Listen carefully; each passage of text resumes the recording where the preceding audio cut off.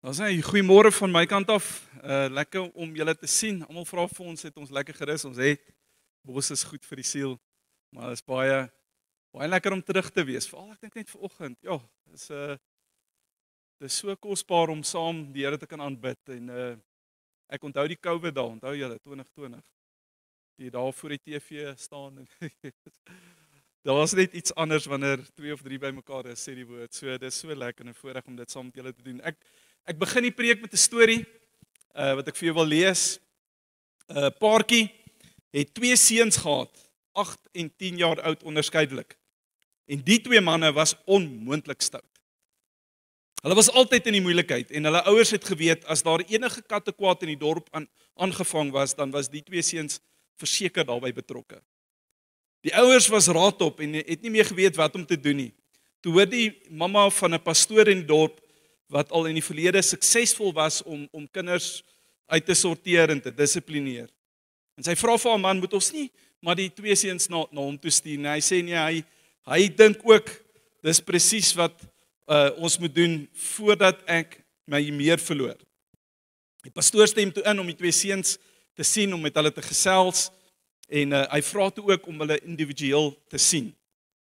So die eerste ouetjie gaan in, dis die jongste ene en hy gaan sit daar voor die pastoor en die pastoor kyk hom so kwaai aan.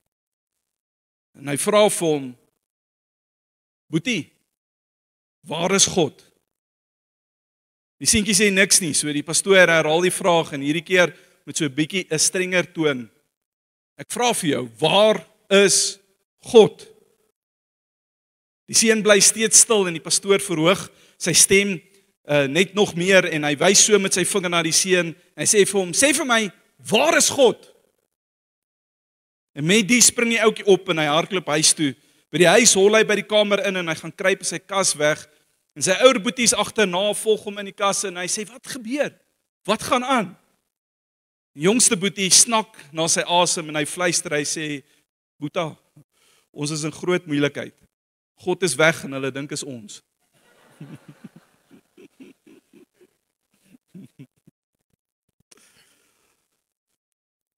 Ek wil vir jou lees uit Deuteronomium 4 vers 29 wat sê: "Daar sal julle weer na die Here julle God begin soek. As julle met julle hart en siel na hom soek, sal julle hom vind." Alreeds in die Ou Testament, alreeds so vroeg soos Deuteronomium is daar hierdie gedagte van soek en vind, van soeke na die Here en as jy hom soek, sal jy hom vind. So God is nie weg nie, hy het nie misterieus verdwyn waar niemand hom kan kry en dis een of ander seentjie se skuld natuurlik nie. Maar ek weet nie wanneer laas jy wegkruipertjie gespeel nie. Ek sien nou weer op daai stadium met ons klein seun John Chris, hy's so 3 jaar oud, jy weet, en as ons wegkruipertjie speel kan ek kan maklik wegkruipertjie speel op 'n manier wat hy my nooit gaan kry nie. Ek meen, come on, hy's 3 jaar oud, dis nie so moeilik nie. Maar dis nie die punt nie, nee, dis ek sal geen genot uit dit put as ek op so 'n manier met hom wegkruipertjie speel nie. So ek kruip eers weg agter die gordyn waar my voete uitsteek. Ergens waar ek weet hy gaan my sien, hy gaan my maklik kry. Nee, want dit gaan oor hierdie moment wanneer hy jou kry. En hy gryp jou so vas, hy sê: "Hier is oupa," jy weet, dan is daar hierdie oomblik van blydskap en drukkies en liefde en dis 'n mooi moment, dit skep 'n mooi oomblik. Hoor wat sê die woord, ons is in Johannes 6:44, hy sê: "Niemand kom na my toe as die Vader wat my gestuur het hom nie na my toe trek nie." Dis waarmee die Vader intentioneel besig is. Hy's konstant besig om ons na hom toe te trek. In Jesus is hy besig om homself te openbaar aan ons sodat ons meer en meer van hom kan ontdek. En dis sy begeerte dat ons soos 'n wegkruipertjie speelietjie die heeltyd sal soekend wees na iets meer kosbaar, iets meer intens, 'n nuwe vlak van ontdekking van wie hy regtig is vir ons.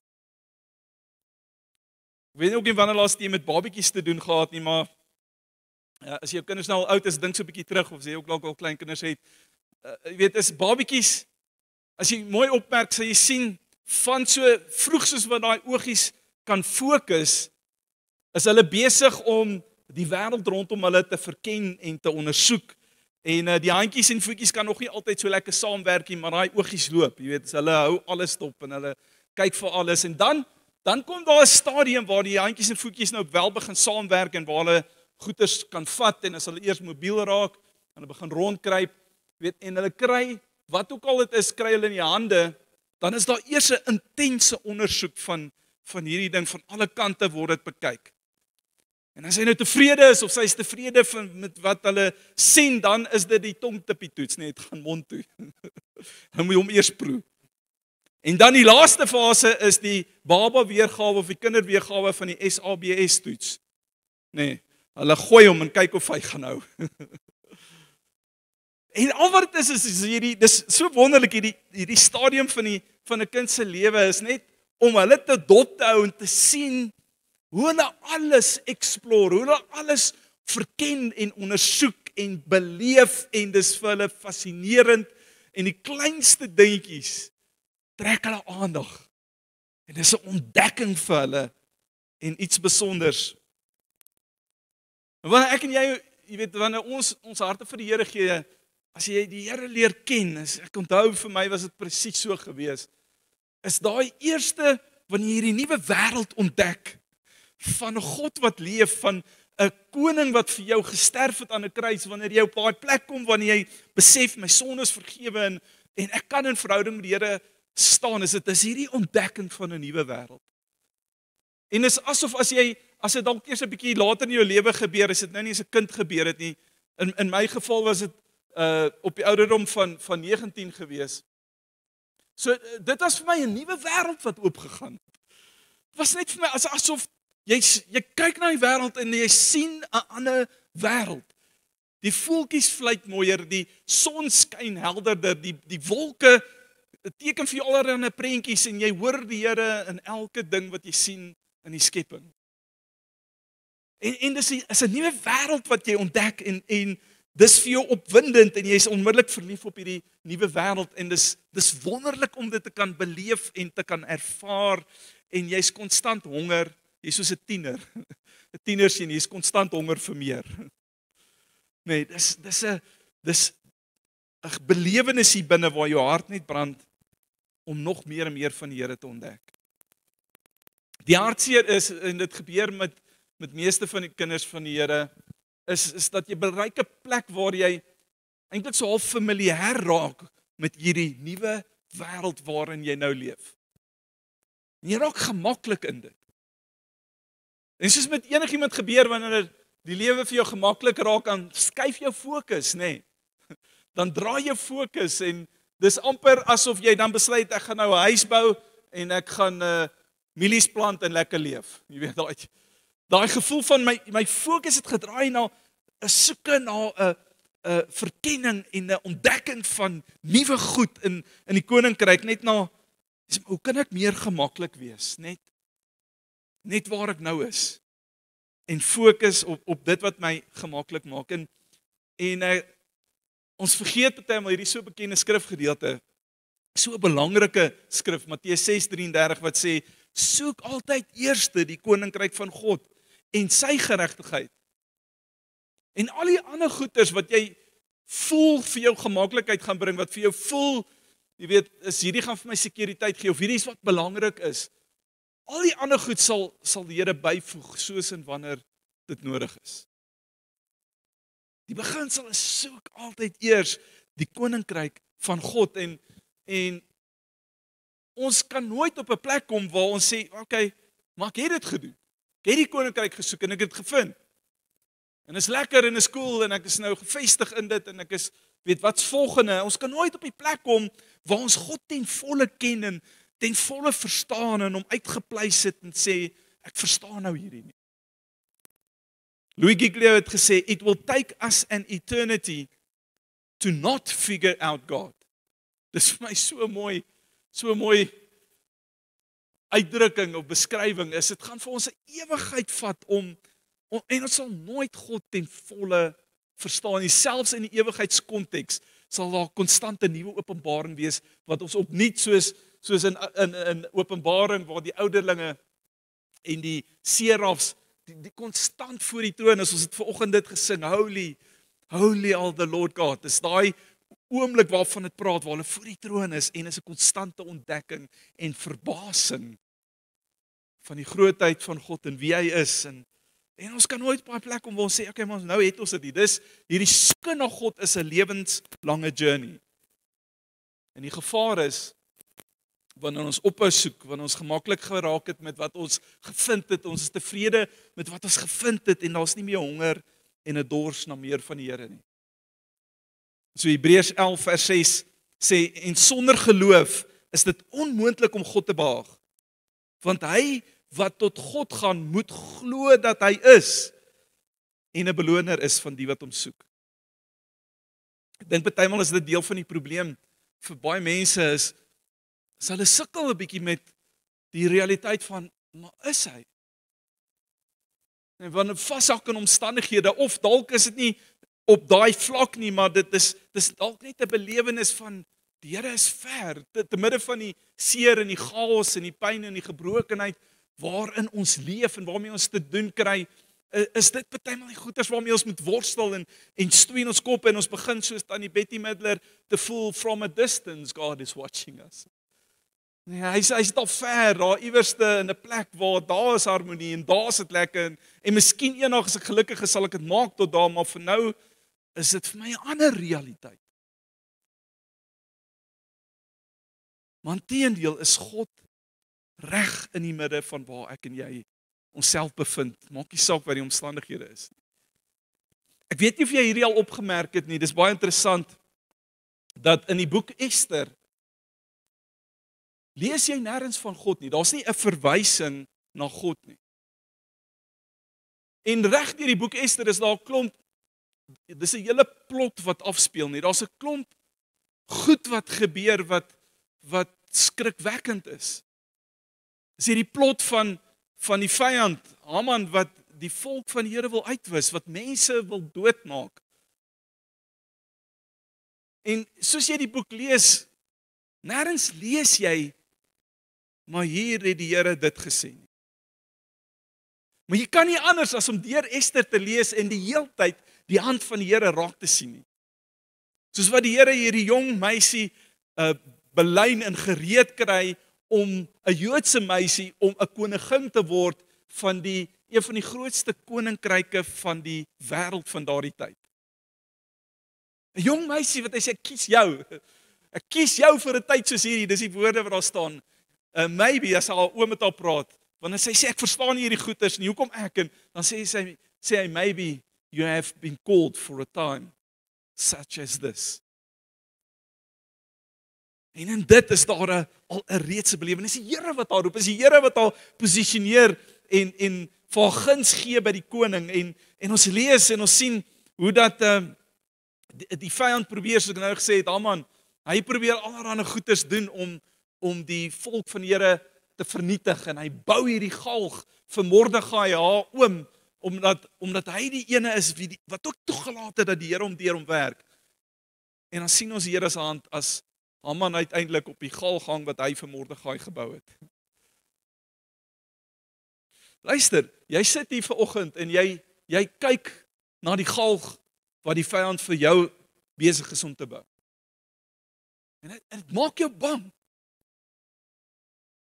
En waar jy sit, voel dit vir jou, daar's nie 'n uitkoms nie. Ek kan nie sien, al die bewyse is opgestek teen my, of al die omstandighede is opgestek teen my, en dit voel vir my wel, dis waartoe die pad gaan, daar's nie 'n links of 'n regs nie. Ek's op pad na hierdie galg toe. Ek's op pad na hierdie stuk vernietiging toe, ek's op pad na hierdie skade toe, ek's op pad na hierdie stuk verlies in die lewe toe, en ek weet nie hoe om verby hierdie te kom nie. Romeine 8:28 sê, alles werk mee ten goeie vir die wat die Here liefhet. En hier in Ester sien ons dit, beleef ons dit, soos wat die Here kom en hy swaai daai ding om, en Haman wat gedink het, ek het jou, trap in sy eie struik.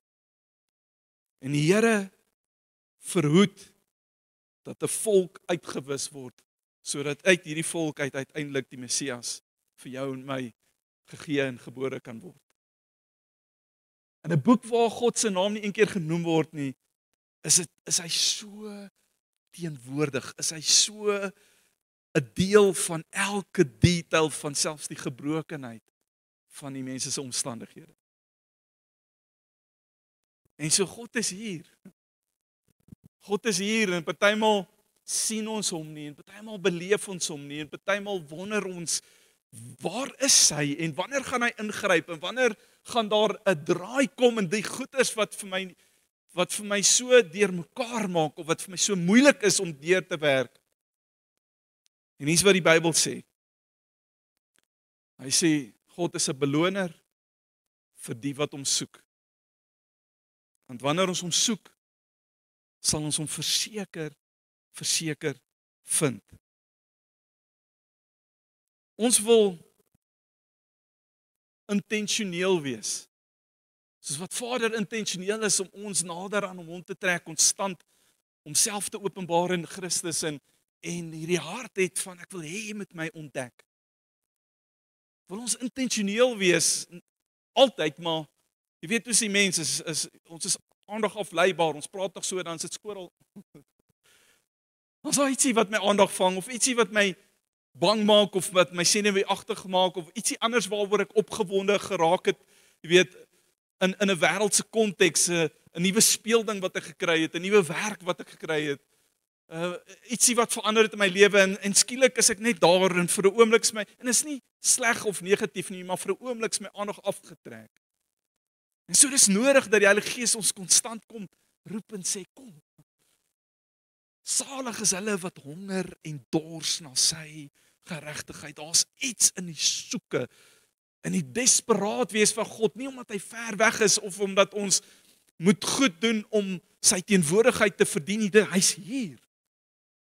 Maar in die hier wees, bewus te wees van sy nabyheid en sy teenwoordigheid en sy amazing liefde vir jou en vir my. En so dis wat ons wil doen hierdie volgende 2 weke, wil ons intentioneel wees. Hierdie volgende 3 weke. Ons Paasfees is om die draai. Kan jy dit glo, dis een van die dae is dit Paasfees. En Paasfees gaan so is elke jaar vier ons Paasfees soos Kersfees.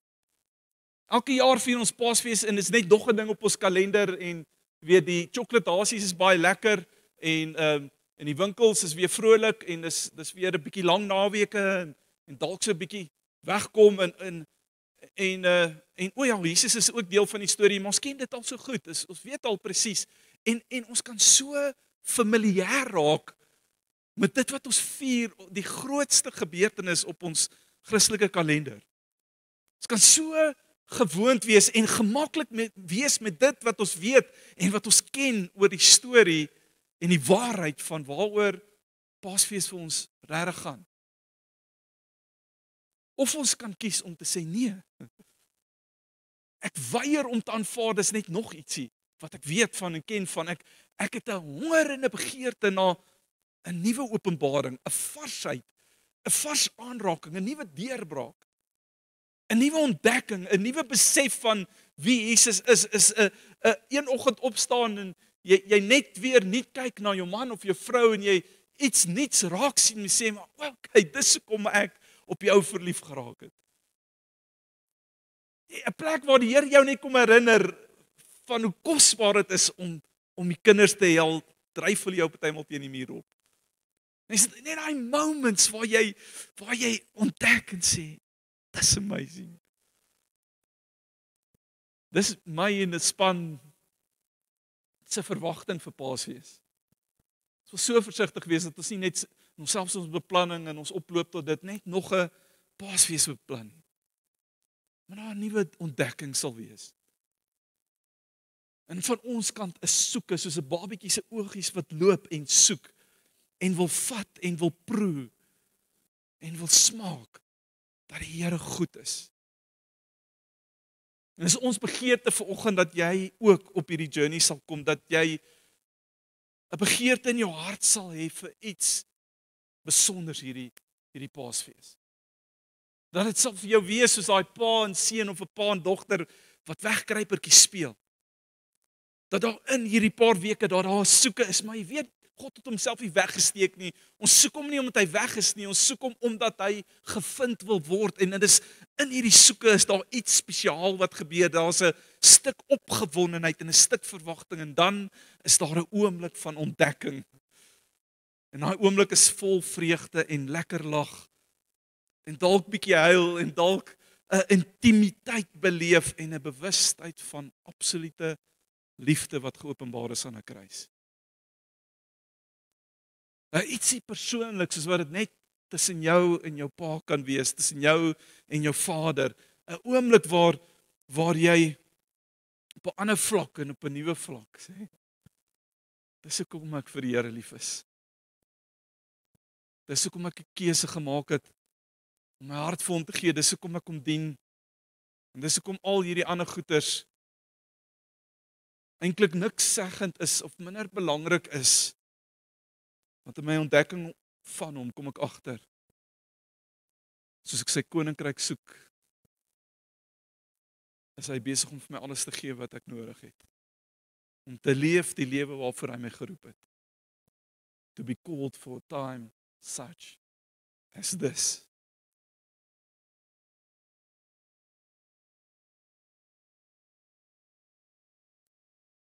Jy kan 'n keuse maak vanoggend en ek hoop jy maak saam met my in die spanne intentionele keuse en sê ons wil soos Vader intentioneel wees en ons wil ons harte voorberei en ons wil bidend wees in hierdie volgende tyd. Net bidend wees, sê Here, ek soek meer van U soos 'n Dawid wat dit uitroep en 'n begeerte het na meer van U. Ek is bidend vir 'n soeke na wie U is. Om dalk in hierdie volgende 3 weke net weer in die evangelies in te gaan klim en gaan lees weer die kruisigingsgebeure. En die oploop tot ons gaan in 'n reeks inklim wat ons harte juis spesifiek voorberei vir Paasnaweek en ons gaan in Johannes 17 wees en gaan klim in Johannes 17 in en gaan lees en wat het Jesus daar, dis 'n hoofstuk van gebed, van Jesus se gebed. Van God wat met God praat. En laat toe dat dit jou vlor, laat toe dat dit jou hart aanraak, laat dit toe dat dit jou tot trane dryf, laat toe dat dit vrae in jou hart losmaak, laat toe dat dit jou net nog meer soekend maak. Sodat jy op 'n plek van verwagting kan kom. Nie net, ek hoop hulle doen iets oulik vir Paasfees nie. Maar Here, ek hoop jy openbaar Uself op 'n nuwe manier. Ek hoop vir 2025 en vir waar die wêreld is en vir waar ek is in my omstandighede, is daar 'n stuk openbaring wat met my hart kom praat en wat my kom skuif en wat my kom motiveer en inspireer en net my geestelik kom op 'n plek sit van ek is God se kind. Ek's geroep vir 'n tyd soos hierdie. Want op die oomblik is my batterye pap en ek voel nie heeltemal so nie. Op die oomblik stoei ek met goeders wat dalk my aandag afgetrek het en op die oomblik is ek dalk 'n bietjie gemaklik met wat ek gevind het in hier en ek is nie tevrede met dit nie. So kom met 'n stuk verwagting in jou hart, sê Here, hierdie Paasfees is ongeag van wat van die stage af gaan gebeur, ek kom met 'n hart en 'n soeke na U. Die oomblik dat ek hier instap, dat ek al klare belewenis het, want ek in my kar klim, klaar belewenis het van God wil iets doen. Die Here wil hê ek moet hom ontdek. Ek sien sy voete onder die gordyn. Ek weet hy's daar. En ek wil op hom afstorm en hom aangryp en sê, Papa. En die laaste ding waarop ek jou wil uitnooi of aanspoor is hierdie is nie 'n ding wat ons individueel doen nie, is gaan dink en vra die Here, wie is daar wat ek saamnooi? Dalk saam na hierdie dienste en oploop na Paasfees, dalk spesifiek na die Goeie Vrydagdiens, iemand wat dalk nie die Here ken nie. Wie is daar wat ek net saam op hierdie journey kan bring van ontdekking van weet wie hy is? Wie vat ek saam?